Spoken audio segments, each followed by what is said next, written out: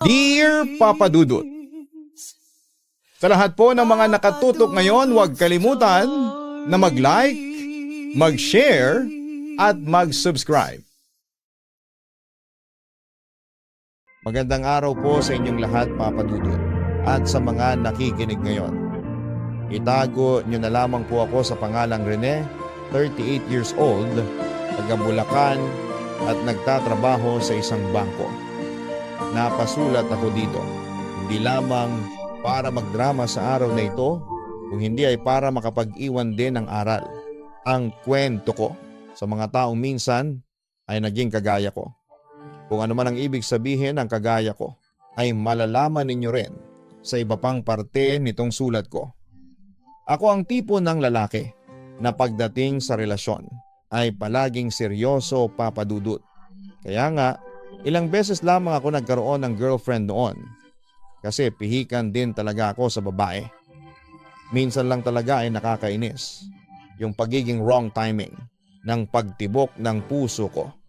Kasi naman, sa dinami-dami ng babaeng nakilala ko, sa isang babaeng may karelasyon ng iba, pa ako nagkagusto, Papa Dudut.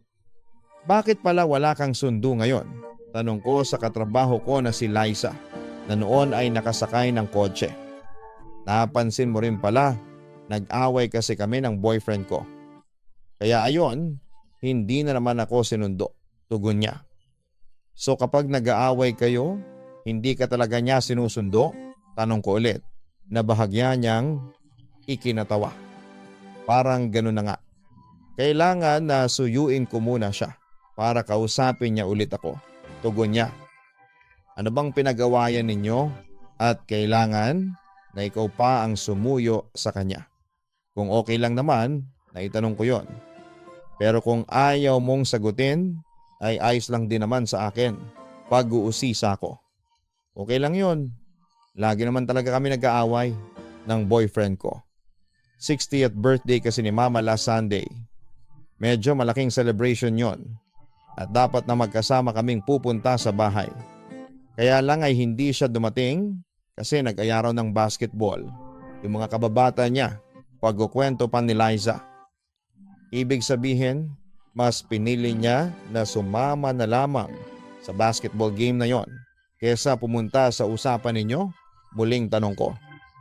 Ganun na nga. Kaya sumama rin talaga ang loob ko kasi matagal na naming usapan. Napupunta siya sa birthday ni Mama. Hindi ko tuloy alam kung paano ako magdadahilan kay Mama kapag hanapin siya sa bahay. Ang nakakainis pa doon, kapag family gathering sa kanila ay palagi akong present. Pero kapag para sa pamilya ko ay palagi naman siyang walang oras. Ilang araw ko nang tinitiis na hindi siya i-text kahit na namimiss ko na siya. Napapailing na kwento niya.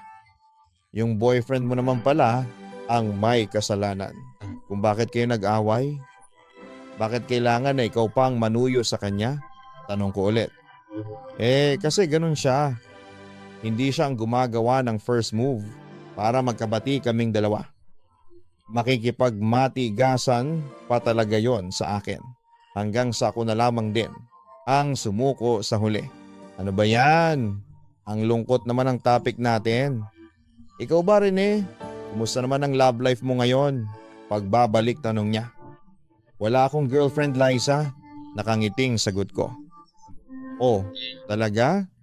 Akala ko girlfriend mo.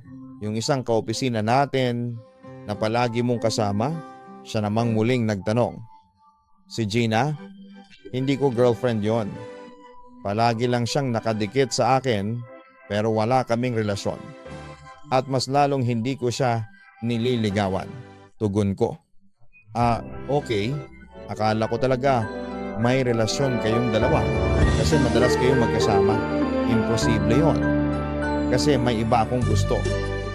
Ayun nga lang, hindi ko masabi na gusto ko siya kasi nahihiya ako. Saka ayoko masira yung friendship naming. Muling tugon ko, Papa Dudut. 2 taon na akong nakatrabaho si Liza. At mula nang pumasok siya roon at maging katrabaho ko siya, ay nakaramdam na kaagad ako ng espesyal na pagtingin para sa kanya. Pero nang malaman ko rin na may boyfriend na pala siya, ay hindi na ako sumubok na pormahan siya. Ayoko rin naman kasing makasira ng isang relasyon. Noong una ay nakontento na lamang ako sa pagiging close naming dalawa. Mabait si Liza, simple lang, maamo, pero maganda ang mukha niya kahit na walang makeup. At naiinis ako kapag naririnig ko mula sa katrabaho namin na madalas nilang nakikitang umiiyak si Liza dahil sa boyfriend nito. Madalas kasi na nag-aaway ang dalawa at napapansin namin kaagad yon kapag pumapasok si Liza sa opisina na namumugto ang mga mata. Narinig ko din mula sa mga katrabaho namin na may pagkababaero pala ang boyfriend ni Liza. At isa yon sa mga madalas nilang pagtalunan, Papa Dudut. Grabe naman yung boyfriend mo, Liza. Napapailing na sabi ko nang makita ko si Liza na umiiyak. At doon siya nagkwento sa akin na nahuli niyang may ibang babae, ang boyfriend niya. Ewan ko ba, hindi ko na talaga maintindihan kung saan pa ako nagkulang sa kanya. Ibinigay ko naman ang lahat. Ginawa ko ang lahat ng gusto niya at sinunod ko siya sa lahat ng oras. Pero bakit ganon? Bakit kailangan na gawin niya pa sa akin to? Ganun ba talaga kayong mga lalaki? Hindi kayo nakukontento sa isang babae lang? Pag-iyak pa ni Liza. Huwag mo naman sana kaming lahatin, Liza. Hindi lahat ng mga lalaki pare-pareho. Meron lang talagang gago na kagaya ng boyfriend mo. Mga lalaking hindi marunong makontento sa relasyon nila. Pagkomento ko. Pero bakit ba nila ginagawa yon? Bakit kailangan pa nilang manloko? Nakita ko sa messenger ni Marco. Sinasabi niya na single siya at walang magagalit kapag nakipag-date siya. Bakit ba may mga lalaki na mahilig mangolekta ng mga babae pag iyak pa niya? Gago nga kasi, kaya hindi marunong makontento. Alam mo Liza, hindi naman ako nakikialam sa relasyon ninyo at sa mga desisyon mo sa buhay. Pero mabuti pa talaga kung makipag-break ka na lang sa kanya, tugon ko. Pero hindi ko kaya. Mahal ko siya rin eh. Naisip ko nga na pwede pa naman siguro na pag-usapan namin to at ayusin ang lahat. Sigurado naman ako na pipiliin niya pa rin ako sa huli, wika niya. At plano mo pa talagang ayusin ang relasyon ninyong dalawa? Alam mo, hindi ko talaga maintindihan. Kasi kahit kailan ay hindi ko hahayaan ang sarili ko na lokohin ako at gawing tanga ng ibang tao. Okay lang sana kung ito ang unang beses na niloko ka niya. Pero hindi ba? Hindi naman. Sinabi mo sa amin noon ng mga kaopisina natin na ilang beses mo nang nahuli na may ibang babae ang boyfriend mo, wika ko. Pero lahat naman ng tao kaya magbago, hindi ba? Ang sabi pa ni Liza. At hanggang kailan mo naman papaniwalain ang sarili mo na magbabago talaga? Yang gago mong boyfriend, Liza? Alam ko na, nakakapanghinayang ang ilang taon ninyo ng relasyon. Pero mas manghinayang ka sana sa mga oras na masasayang mo pa na kasama siya.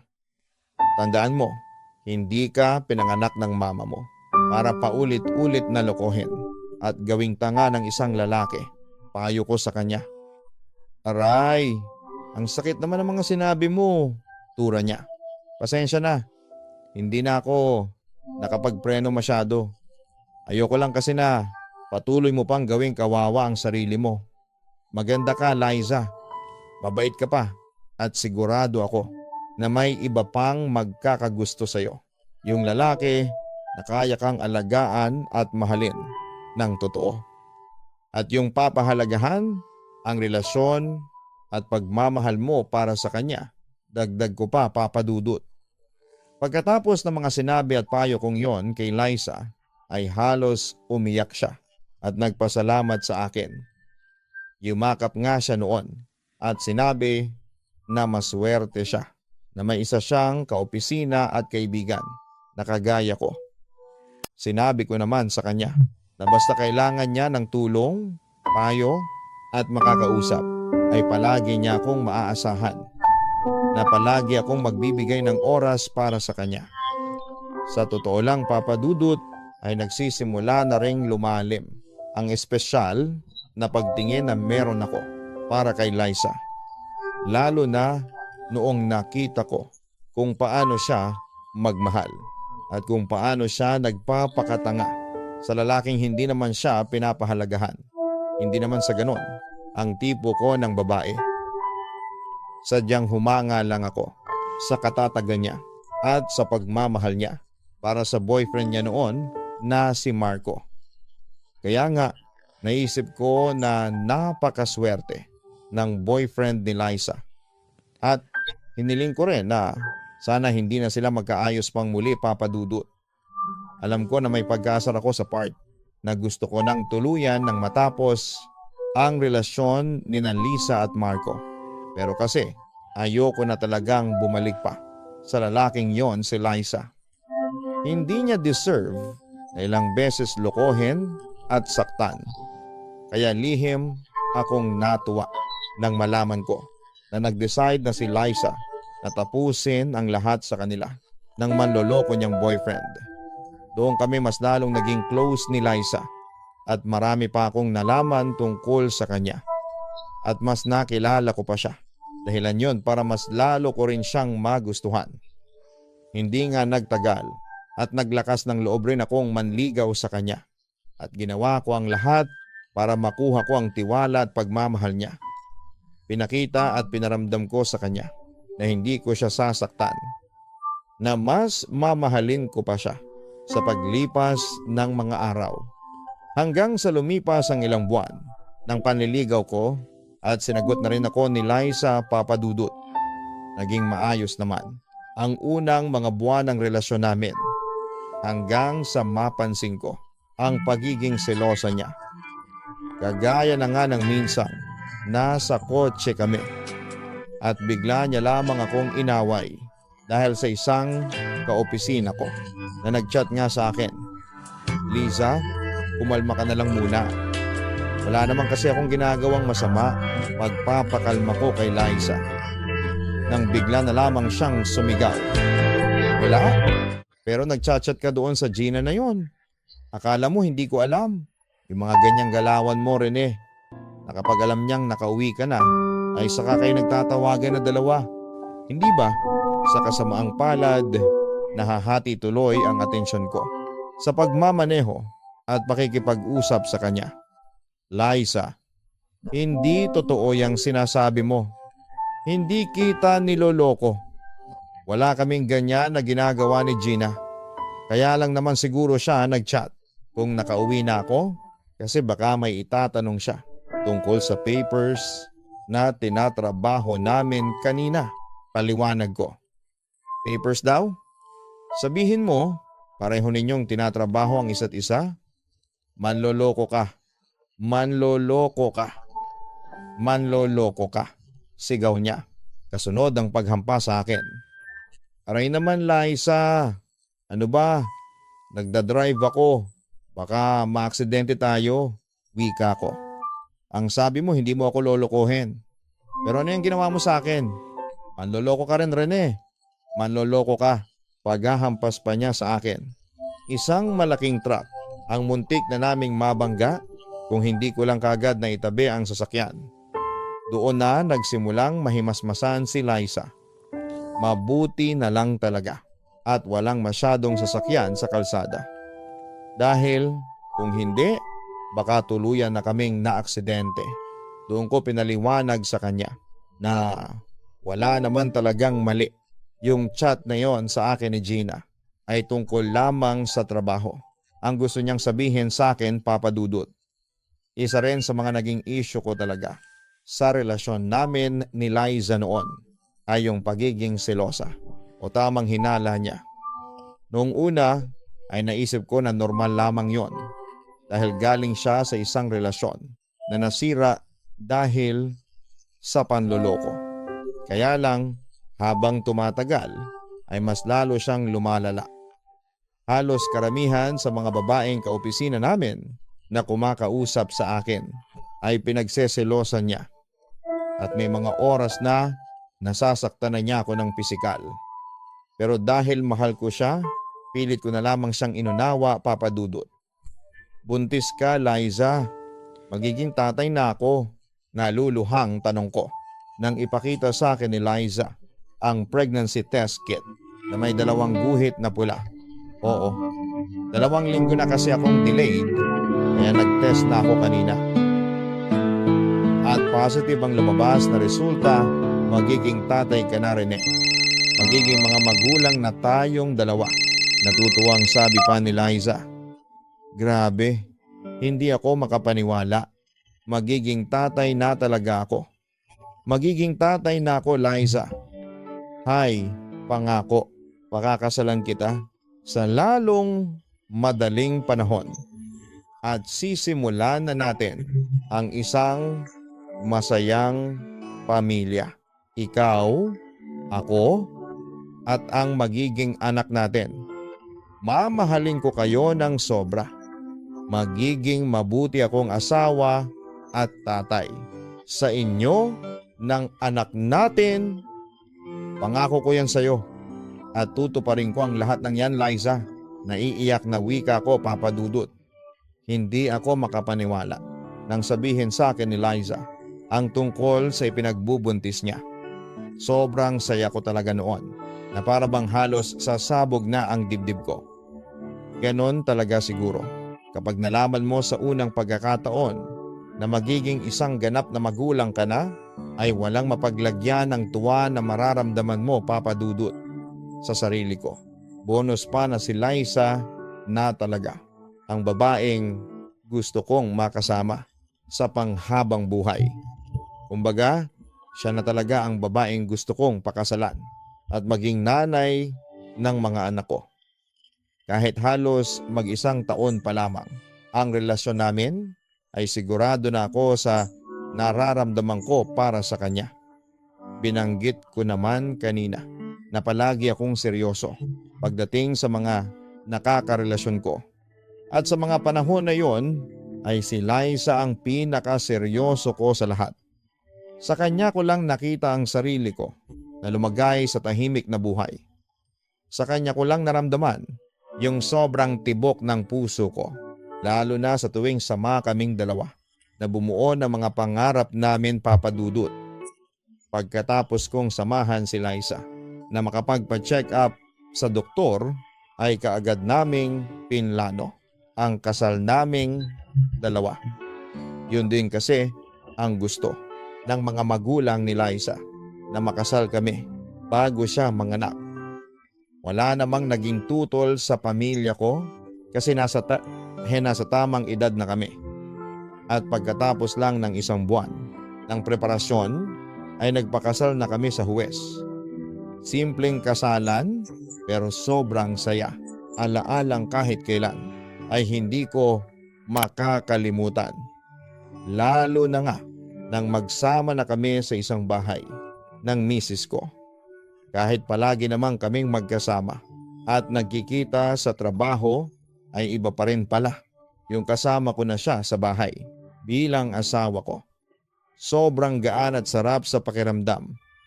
At habang lalong lumalaki ang tiyan ng asawa ko, ay mas na-excite ako na gumising sa umaga at pagsilbihan siya. Gusto ko kasi na maramdaman niya na tinutupad ko ang pangako ko sa kanya na paliligayahin ko siya at pagsisilbihan sa lahat ng oras. Kaya lang, Papa Dudut, 2 buwan bago ang kabuwanan ng asawa ko ay aksidenteng nahulog sa hagdanan si Liza. Nagluluto ako noon sa kusina nang makarinig ako ng kalabog. Kagad ko siyang pinuntahan. Nagulat na lamang ako nang makita ko siyang walang malay at may dugo na sa kanyang mga hita. Kagad ko siyang dinala noon sa ospital. Kaagad ding nailigtas ng doktor ang buhay niya. Pero hindi ang buhay ng magiging anak sana namin ni Liza, Papa Dudut. Rene? Ano ba? Hindi mo ba narinig ang sinabi ko? Ayokong kumain. Ayoko. Naiiyak na sigaw ni Liza. Nasa ospital pa rin kami ng mga oras na yon. Liza, kailangan mong lagyan ng laman. Ang tiyan mo, wika ko. Wala nga akong gana. Paano ko gagawin yung sinasabi mo? Sigaw pa niya. Pero kailangan mong pilitin na kumain. Kailangan mong magpalakas. Wika ko. Para saan pa? Wala na rin naman ang baby natin. Kasalanan ko to eh. Kasalanan ko kung bakit siya nawala. Dapat ako na lang ang namatay. Dapat hindi na lang si baby. Naiiyak na wika niya. Shh, tama na. Wala kang kasalanan, Liza. Aksidente ang nangyari. Pag-alo ko sa kanya. Hindi aksidente yon. Hindi lang talaga ako nag-ingat. Kaya siya nawala sa atin. Pag-iyak pa niya. Walang may gusto sa atin na nawala ang baby natin. Siguro hindi pa lang talaga ito ang oras para makasama natin siya. Kaya wag mong isisi sa sarili mo ang pagkawala ng baby natin, ang sabi ko. Hindi nyo kasi naiintindihan dahil hindi kayo ang nagbuntis sa kanya. Hindi ninyo maintindihan ang sakit na nararamdaman ko ngayon. Ako ang may kasalanan kung bakit siya nawala. At hindi ko siya iningatan, Rene. Hinayaan ko siya na mawala sa atin. Sorry! Sorry talaga! Kasalanan ko ito! Sorry! Pag-iyak ng asawa ko. Shh! Tama na. Walang may kasalanan kung bakit siya nawala. Huwag mong sisihin ang sarili mo. Basta, nandito lang ako, Liza. Kung iniisip mo na wala nang dahilan para magpakatatag ka, ay isipin mo na lamang, isipin mo yung pagmamahal ko para sa iyo. Panghawakan mo yon at mabuhay at magpakatatag ka para sa akin pag-alo ko sa kanya, Papa Dudut. Kahit naman ako ay sinisisi ko rin ang sarili ko kung bakit nawala sa amin ang baby namin. Kinumusta ko kasi si Liza bago pa siya makahakbang. Pababa ng hagdanan ay nakaramdam daw siya ng pagkahilo. At yon ang dahilan kung bakit siya nahulog at gumulong pababa. Ang naisip ko noon, dapat ay hindi ko hinayaan na bumaba ng hagdanan si Liza. Dapat ay inalalayan ko siya. O kaya dapat ay nag-set up na lamang ako nang pwede naming higaan sa may sala para hindi na niya kailangan pang umakyat ng second floor ng bahay. May pagsisisi rin talaga ako noon. Pero hindi ko yon pinaramdam kay Liza kasi ayoko na maramdaman yan na pareho kaming pinanghihinaan ng loob. Gusto ko na kahit ako man lang ay maging lakas niya sa hirap at pagdadalamhati niya. Nang ma-discharge na si Liza sa ospital ay napansin ko na malungkot pa rin siya at doon ako nag-suggest na mabuti pa siguro kung hindi na lamang muna siya magtrabaho. Kaya naman na-cover ng sweldo ko ang mga gastusin sa bahay. At gusto ko rin talaga na makapagpahinga muna si Liza at makapag-move on ng paunti-unti tungkol sa pagkawala ng baby namin. Pinag-isipan niya rin yon. Hanggang sa huli ay sumang-ayon na rin siya sa gusto kong mangyari, Papa Dudut. Kaya lang ay doon lalo nagsimulang magbago ang ugali ng asawa ko. Aminin mo na lang kasi na may babae ka. Umamin ka na kasi sigurado ako na may iba ka ng kinakalabit paghampas sa akin ni Liza nang makauwi ako ng late sa bahay namin. Wala nga akong ibang babae. Pilit na paliwanag ko sa kanya. Kaya mo siguro ako pinahinto sa trabaho ay para magawa mo ang lahat ng gusto mo, no? Para madali kang makapaglandi ng ibang babae. Sabihin mo sa akin, sino yung babae mo? Nasa opisina ba? Yung malanding Gina na yon? Sumagot ka rin eh. Sumagot ka. Sigaw pa ni Liza. Aroy Liza, tama na. Nakakasakit ka na. Tama na, ang sabi ko, pagyakap ko sa kanya. dahil kung ano-ano na ang mga pinagbabato niya sa akin. Pilit pa rin siyang nagpumiglas hanggang sa bigla na lamang makalmot niya ang braso ko na dahilan para magdugo yon. Rene, dumudugo yung braso mo. Medyo nahimasmasan ang sabi pa ni Liza. Oo, at dahil yan sa pagkalimot mo sa akin, naiinis na wika ko. Sorry na, hindi ko sinasadya. Nadala lang naman ako ng galit ko, dispensa niya. Pero wala ka naman talagang dapat na ikagalit sa akin. Wala akong ginagawang masama o kahit na anong kalokohan sa trabaho. Nag-overtime lang talaga ako. Kaya please naman, maniwala ka na sa akin. Paliwanag ko. Basta babae ako at hindi ako tanga. Alam naming mga babae kung kailan nagloloko ang asawa namin. At sigurado ako na tama ang lahat ng hinala ko sa iyo. Sigaw naman ni Liza. Kasunod ang pag-alis muna niya sa harapan ko, Papa Dudut. Sa mahigit na 2 taon na relasyon namin ni Liza ay never akong nagloko sa kanya. Hindi ko talaga gawain yon. At kahit pa sa ibang mga babaeng nakarelasyon ko noon, never din akong nagloko. Hindi naman kasi talaga ako yung tipo na nagpapalit kaagad ng karelasyon o yung may mga side chick kung tawagin ng iba. Mataas ang respeto ko sa mga babae, kaya hindi ko hahayaan ang sarili ko na masaktan sila. Isa pa, malaki din ang takot ko sa Diyos. At mula nang makasal kami ni Liza, pinangako ko sa sarili ko na kahit kailan ay hindi ko gagawin ang kasalanan ng pangangaliwa. Pero sa kabila ng mga pagsusumikap ko na maging isang mabuting asawa, parang hindi pa rin yon. Pinanghahawakan ni Liza at pinapahalagahan. Palagi pa rin niya akong pinag-iisipan ng masama na hindi ko alam kung saan niya hinuhugot. Palagi niyang sinasabi na sigurado siyang may ginagawa akong kalokohan. Kahit ni minsan ay hindi yon pumasok sa isipan ko, Papa Dudut. Sinubukan kong kausapin ng masinsinan ang asawa ko tungkol sa pagiging selosa niya. Naglalambing din ako sa kanya at pinaparamdam ko na siya lamang ang nag-iisang babae sa buhay ko. Minsan ay maayos kaming nakakapag-usap, pero madalas talaga na kapag tinotopak siya ay hindi ko siya nakakausap ng maayos. Hindi na siya nakikinig pa sa mga sinasabi ko.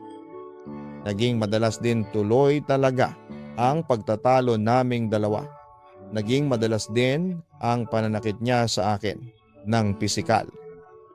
Hindi lang kalmot ang nakukuha ko mula sa kanya, kung hindi pati na rin mga pasa sa braso, leeg at iba pang parte ng katawan ko. Medyo mabigat kasi talaga ang kamay ni Liza, lalo na kapag nagagalit siya. Yung galit na wala naman talagang batayan. Hindi na tuloy ako makapagtrabaho ng maayos kasi palagi kong iniisip na kailangan kong makauwi ng maaga kung ayaw ko na mag-away kami ni Liza. Palaging ang iniisip at nararamdaman niya ang pilit kong inuunawa, Papa Dudut. Kalmot ba yung nasa mga braso mo? Tanong ng kaopisina kong si Victor. Ha? Oo. Pero pagaling na naman wika ko. Ang haba naman. Saka ang lalim ng kalmot na yan. Sino may gawa niyan sa'yo? Pag-uusisa pa niya. Ano lang? Yung pusa sa bahay. Pagsisinungaling ko naman. Pusa? Kaya lang pa kayo nagkaroon ng alagang pusa ni Liza sa bahay ninyo? Hindi mo nga yun mapahawak ng kuting o pusa?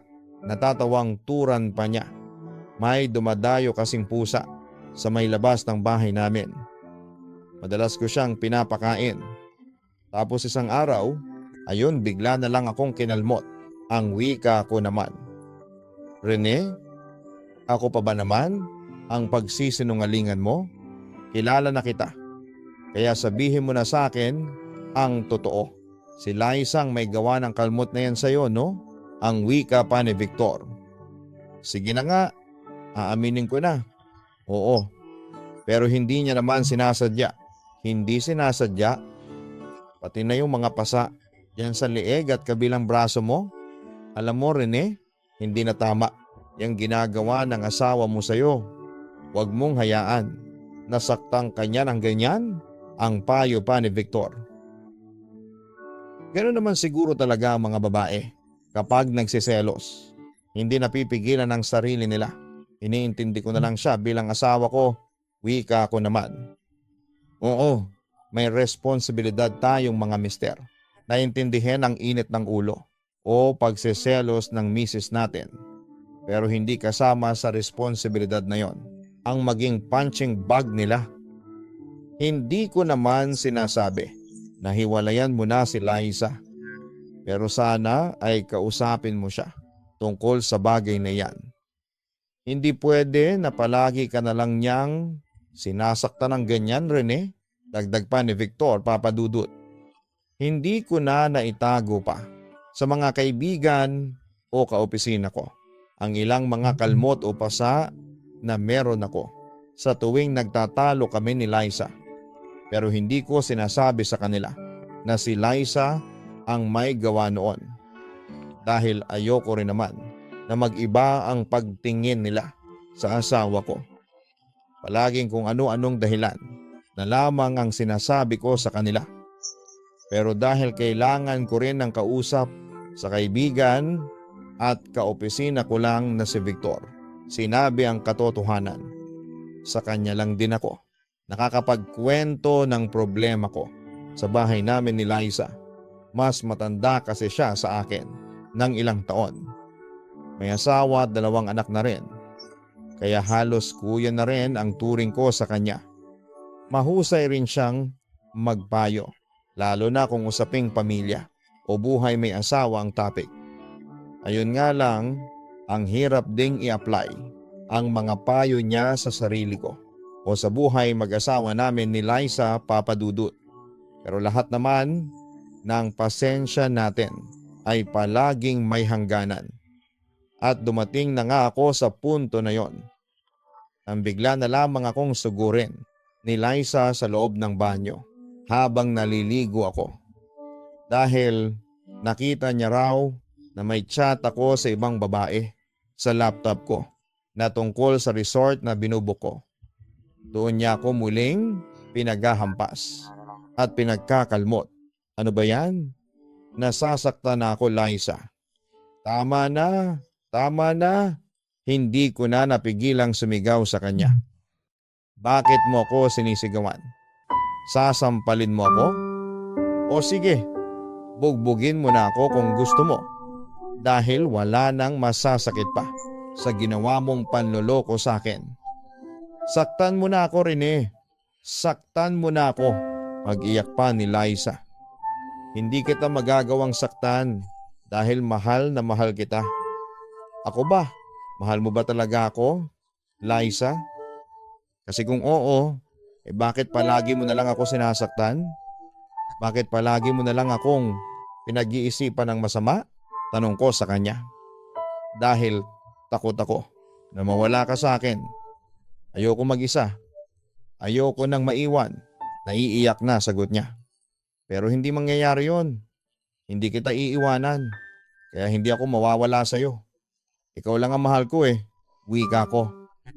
Sino yung Trisha na nagchat-chat sa'yo? Tanong pa niya. Pinsan yon ni Victor. Pinakilala niya sa akin kasi manager yon sa isang resort na gusto kong puntahan natin. Sa birthday mo. Bakit kasi hindi mo binasa yung buong conversation namin? Makikita mo roon na para sa ating dalawa. Ang reservation na nire-request ko kay Trisha, sagot ko naman. Para sa ating dalawa yon? Muling tanong niya. Oo, para sa birthday mo kasi gusto kitang i-surprise. Kaya lang, wala na. Hindi na surprise kasi nalaman mo na. At para makasigurado ka na totoo ang sinasabi ko ay pwede nating tawagan si Victor o kahit si Trisha para mapatunayan ko sa iyo na nagsasabi ako ng totoo. Liza, please naman, maniwala ka na kahit kailan ay hindi kita niloko o lolokohin. Sorry kung nasigawan kita kanina, pero nakakapuno ka na rin kasi nahihirapan na ako sa pagseselos at pang-aaway mo sa akin nang wala namang kahit na anong dahilan. Mahal kita. Mahal na mahal.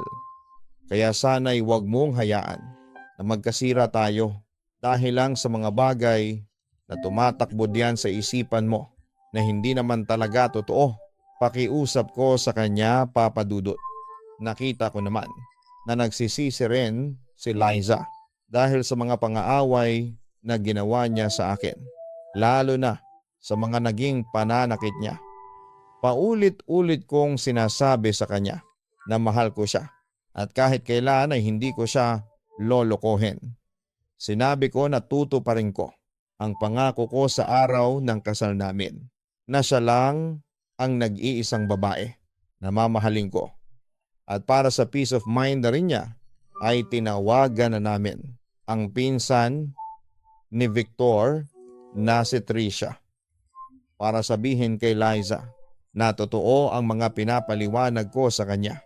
Yung dapat na surprise ko para sa birthday niya, doon na siya tuluyang nakumbinsi na hindi ko talaga babae si Trisha. Tuloy naman, Papa Dudut, ang pagbabakasyon namin sa resort ni Liza. Kahit pa nga dapat ay surprise ko yon para sa kanya. Nagpasalamat din siya sa akin noon at humingi ng tawad dahil sa mga naging pang-aaway at pananakit niya sa akin.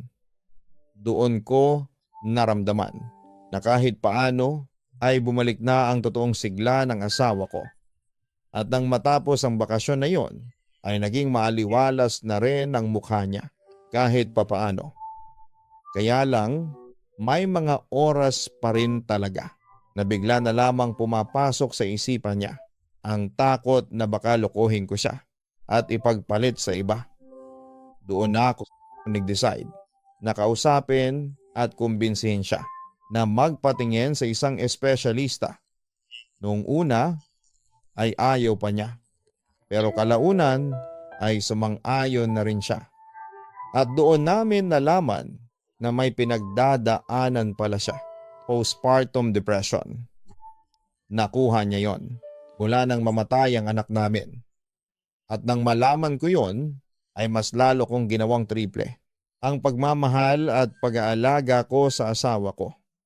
Pinaramdam ko na kahit na wala pa man. Ang anak namin noon ay ayos lang, basta kami ang magkasama. At dahil sa ginawa ko ay unti-unti na rin bumalik ang maayos naming pagsasama ng asawa ko.